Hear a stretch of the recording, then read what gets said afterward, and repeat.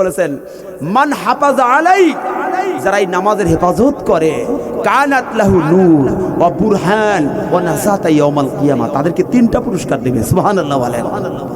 কারণ হলো হাসরের মাঠটা হবে একদম ঘুটঘুটে অন্ধকার কালো।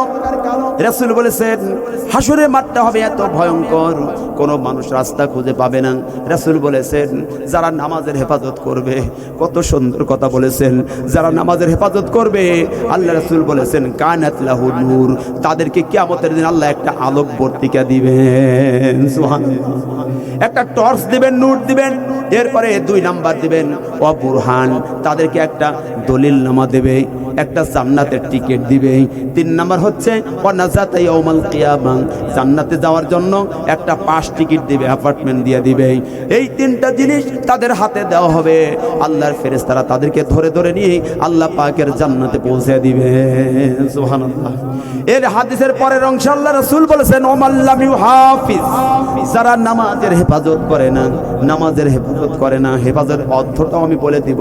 রাসূল বলেছেন যারা নামাজের হেফাজত করে না, লাম তাকুল্লাহু নূর, তারা কোনো নূর পাবে না, ওয়ালা বুরহান, তারা কোনো বুরহানও পাবে না, টিকিট পাবে না, ওয়ালা নাজাত ইয়াউমাল কিয়ামা, কিয়ামতের দিন জান্নাতের টিকিটও পাবে না। এখন আসুন নামাজের হেফাজত তাহলে কি করে করতে হবে? রাসূল বলেছেন 1 নাম্বার নামাজের হেফাজতের জন্য সর্বপ্রথম সহিহ কোরআন তেলাওয়াত লাগবে, ঠিক কিনা? আর সহিহ কোরআন কোথায় হবে? যেই সমাজে মক্তব নাই, যেই সমাজে মাদ্রাসা নাই, ওই সমাজের মানুষের ভিত্তি থেকে কোনোদিন কোরআনুল কারীম সহিহ হবে না, ঠিক কিনা?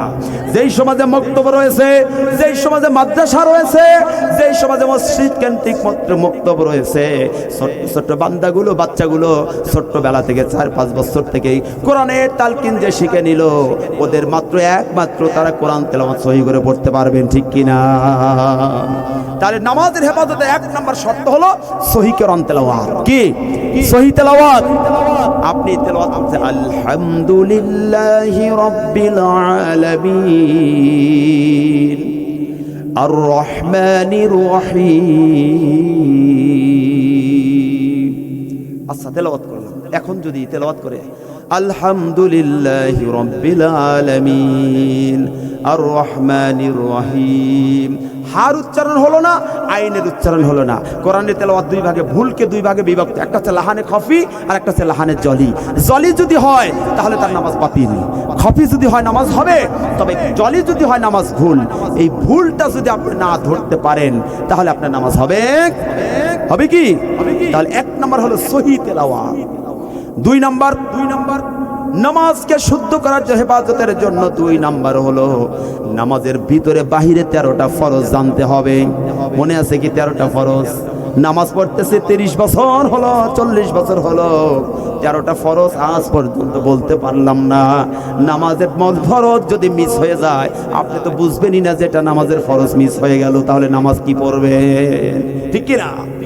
নামাজকে হেফাজতের জন্য 1 নাম্বার সহিহ তেলাওয়াত, 2 নাম্বার নামাজের ফরজ 13টাকে আমাকে জানতেই হবে। তাহলে এই জানতে 13টা ফরজ যদি মিস হয় তাহলে সে আমি ফরজটা চেক দিতে পারবো, তাই না? এরপরে 3 নাম্বার নামাজের 14টা ওয়াজিব। এই নামাজের 14টা ওয়াজিব রাসূল বলেছেন যদি একটা ওয়াজিব মিস হয়ে যায় নামাজের মধ্যে, তাহলে আপনার নামাজের মধ্যে সাহু সেজদা দেওয়া লাগবে 2টা, ঠিক কিনা বলেন? সাহু সেজদা না দিলে নামাজ হবে না। কিন্তু আপনার 4 রাকাত নামাজে প্রত্যেক রাকাতেই আপনার ওয়াজিব তরক হয়ে যাচ্ছে, আপনি কয়বার সাহু সেজদা দিবেন?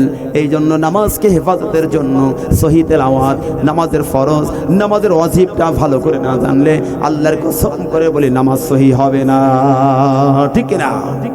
তাহলে এই 5 ওয়াক্ত নামাজ যারা এগুলো চেক দিয়ে আদায় করে, এরাই শেষ রাত্রে আল্লাহর কাছে দাঁড়িয়ে বলে আল্লাহ গো, পৃথিবীর সব মাধ্যম ছেড়ে তোমার কাছে চলে আসছি মাবুদ, তুমি আমাদের সব দান করো, আমরা আর কারো কাছে যাব না। আল্লাহর কাছে যখন বান্দা এইভাবে চায়, হাদিসে আসছে, আমি পড়ে দেখছি, হাদিসে খুঁজছি, আল্লাহ পাক তখন বলে ফেরেশতারা দেখো তো পৃথিবীর সব মানুষ তো ঘুমন্ত, কিন্তু কিছু কিছু ঘরের মধ্যে নামাজ খানার জন্য স্পেশাল প্লেস আছে, কিন্তু আছে না নাই? এগুলো রহমত। রাসূল বলেছেন তোমরা ঘরের মধ্যে নামাজের জন্য একটা জায়গা আলাদা করে রেখো এবং ওখানে লাইটের ব্যবস্থা করো, কারণ তোমরা ঘরকে যেন কবরস্থান বানাও না, কারণ ঘরেও নামাজ পড়তে হবে। সুন্নত ওয়াজিব নফলগুলো তো তোমাদের ঘরের জন্য, ঠিক কিনা? এই ঘরটা রহমত হয়ে যাবে। কিন্তু কিছু কিছু মানুষের ঘরের মধ্যে যে আমরা বসি, এই যে আজকে বসলাম কত সুন্দর ঘর, ইবাদতের জন্য একটা সুন্দর একটা ঘর, আমরা যে বাড়িতে বসলাম খাইলাম, কিছু কিছু ঘরের মধ্যে আমরা যা বসি, এদিকে তাকাইলে ছবি, এদিকে তাকাইলে ছবি, এদিকে তাকাইলে কুত্তার ছবি, এদিকে মানুষের ছবি, ওই ঘরের মধ্যে মনে হয় এখন না থাকি, ঠিক কেনা বলেন? আছে না নাই? ওই ঘরের মধ্যে নামাজ তো হবে না। রাসূল বলেছে যে ঘরে প্রাণীর ছবি থাকে ওই ঘরে নামাজ হবে না, ফেরেশতা ঢোকে না, আল্লাহর গজব হবে ওই ঘরের মধ্যে, ঠিক কিনা? আজকে মাহফিল শেষে ঘরের মধ্যে যদি প্রাণীর ছবি থাকে তুলে ছেড়ে ফেলে দিবেন, আপনি ঘরটাকে ফ্রেশ করতে হবে আগে, কথা ঠিক কিনা? ফেরেশতাদের আল্লাহ বলেন, ও ফেরেশতারা তাকায় দেখ, পৃথিবীর সমস্ত মানুষ ঘুমন্ত, কিন্তু কিছু কিছু মানুষ নামাজের মধ্যে ঘরের মধ্যে বসে কাঁদতেছে। সব মানুষ তো ঘুমন্ত। ফেরেশতারা বলেন রব্বুল আলামিন এরা কাঁদতেছে আপনার জাহান্নামের ভয়ে। আল্লাহ বলবেন ওরা কি আমার জাহান্নাম দেখেছে? ফেরেশতারা বলবেন না দেখে নাই। ওরা আমার কবরের আযাব দেখেছে, কয় দেখে নাই। আল্লাহ বলবেন বান্দা ফেরেশতারা রে শোন, সেই মানুষগুলো আমারে দেখলো না, জাহান্নাম দেখলো না, কবরের আযাব দেখলো না, না দেখে বিশ্বাস করে আমাকে ভয় করে রাত্রের গভীরে কেন্দে কেন্দে চোখ ভাসায় দিচ্ছে। আমার ইজ্জতের কসম ওই সমস্ত বান্দাদের সমস্ত দরখাস্ত আমি আল্লাহ রব্বুল আলামিন কবুল করে নিলাম। সুবহানাল্লাহ। এই জন্য হযরত আবু হুরায়রা রাদিয়াল্লাহু তাআলা একটা হাদিস, ক্বালা নবী সাল্লাল্লাহু আলাইহি ওয়াসাল্লাম, আল্লাহ রাসূল সাল্লাল্লাহু আলাইহি ওয়াসাল্লাম বলেছেন ইন্নাল্লাহা ইয়ানসিলু রাব্বুনা ফি কুল্লি লাইলাতিস সামাইদ দুনিয়া হিনা ইয়াবকা মিন সুলুসিল লাইলিল আখির। তিনি বলেছেন রাত্রের 3 ভাগ পার হয়ে যাওয়ার 3 ভাগের 2 ভাগ পার হয়ে যাওয়ার পরে আল্লাহ তৃতীয় ভাগে পৃথিবীর আসমানে বাইতুল ইজ্জাতে এসে সমাসীন হন। এরপরে বলেন আলা মিন মুস্তাগফিরিন ফাগফির লাহু আলা মিন মুস্তারযিকুন ফারযুক লাহু। কারা আসরে ক্ষমা নেবে আমি আল্লাহ তোমাদের ক্ষমা দেওয়ার জন্য আসছি। কারা আসরে রেজেকের জন্য কাঁদতেছো, সংসার চলতেছে না, তোমাদের অভাব দূর হয় না, আমি আল্লাহর কাছে চাও, আমি তোমাকে দেওয়ার জন্য প্রথম আসমানে এসেছি। সুবহানাল্লাহ। আজকে থেকে নেতার কাছে একটা ওই পিয়নের চাকরি ঘোরার চাইতে মহান রবের কাছে বলেন আল্লাহ আপনার সংসার বরকত দিয়ে পূর্ণ করে দিবে। সুবহানাল্লাহ। এই যে রহমানের বান্দারা রাত্রির গভীর আল্লাহর কাছে কাঁদে। এবার 3 নাম্বার গেল, 4 নাম্বার হলো রহমানের বান্দাদের বৈশিষ্ট্য হবে ওয়াল্লাযীনা ইয়াকুলুনা রাব্বানা সরিফ আন্না আযাব জাহান্নাম ইন্না আযাবাহা কানা গরামা। সুবহানাল্লাহ বলেন।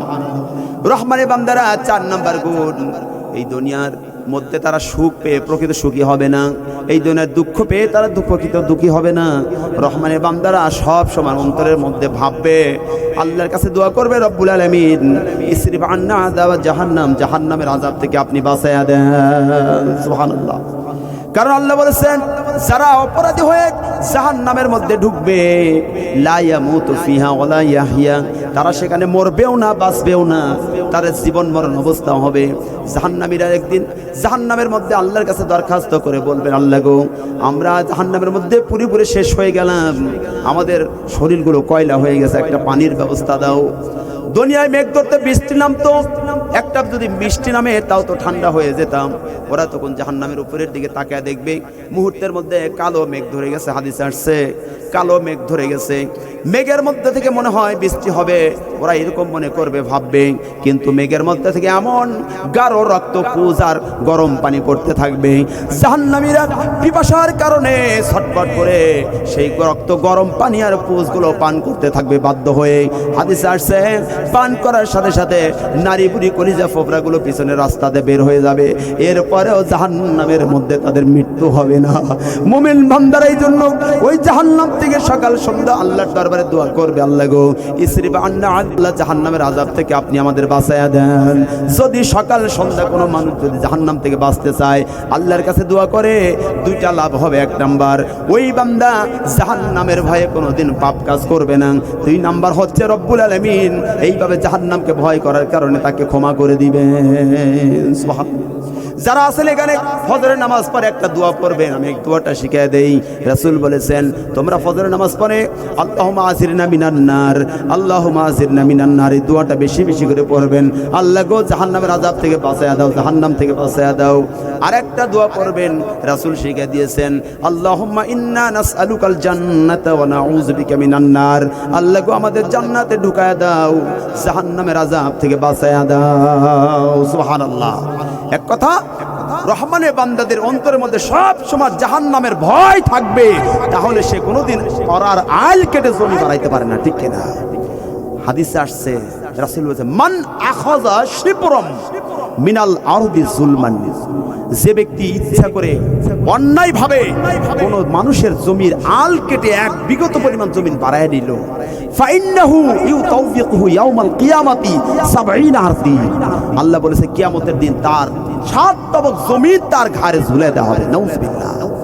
রহমানের বান্দা জাহান্নামের এই শাস্তির কথা ভেবে সে কোনোদিন মানুষের জমির আল কাটতে পারে না, তাহলে তার মধ্যে সকাল সন্ধ্যা মহান রবের জাহান্নামের ভয় বিরাজ করবে, বিধায় সে কখনো অন্যায় কাজ করবে না। সুবহানাল্লাহ। এবার 5 নাম্বার, আর মাত্র থাকবে 7টা, সংক্ষিপ্ত করে আমি বলে দেব। আমার ভাইরা আলোচনা শুনেছেন, এই 12টা গুণ যদি জীবনের সঙ্গে মেনে নিতে পারেন, এই দুনিয়ায় আজকে রাত্রিতে আপনি প্রতিজ্ঞা করে চলে গেলেন কালকের থেকে আমি মানব, যদি আর রাত্রের মধ্যে আপনার মৃত্যু হয়ে যায়, এই 12টা গুণ মানার মতো রব্বুল আলামিন মানার যে প্রতিফল সবটা আল্লাহ আপনাকে দিয়ে দিবেন। সুবহানাল্লাহ। এবার 5 নাম্বার মন দিয়ে শুনবেন। 1 নাম্বার বলেছি, রহমানের বান্দারা জমিনের মধ্যে বিনয়ের সাথে চলবে, অহংকার করবে না, মানুষের কষ্টের কারণ হবে না। 2 নাম্বার বলেছি, তারা মানুষের সাথে অযথা ঝগড়া করে না, তর্ক করে না, কেউ তর্ক করলে তর্কর প্রতিবাদে তর্ক দেয় না, সালাম দিয়ে পালিয়ে যায়। সুবহানাল্লাহ বলেন। 3 নাম্বার, মহান রবের সন্তুষ্টির জন্য রাত্রের গভীরে সেজদা দিয়ে দাঁড়িয়ে আল্লাহর সন্তুষ্টি কামনা করে। সুবহানাল্লাহ। 4 নাম্বার, জাহান্নামের আযাব থেকে সবসময়ের জন্য আল্লাহর দরবারে দোয়া করে, আল্লাহ গো জাহান্নামের আযাব থেকে আপনি আমাদের বাঁচাইয়া দেন। সুবহানাল্লাহ।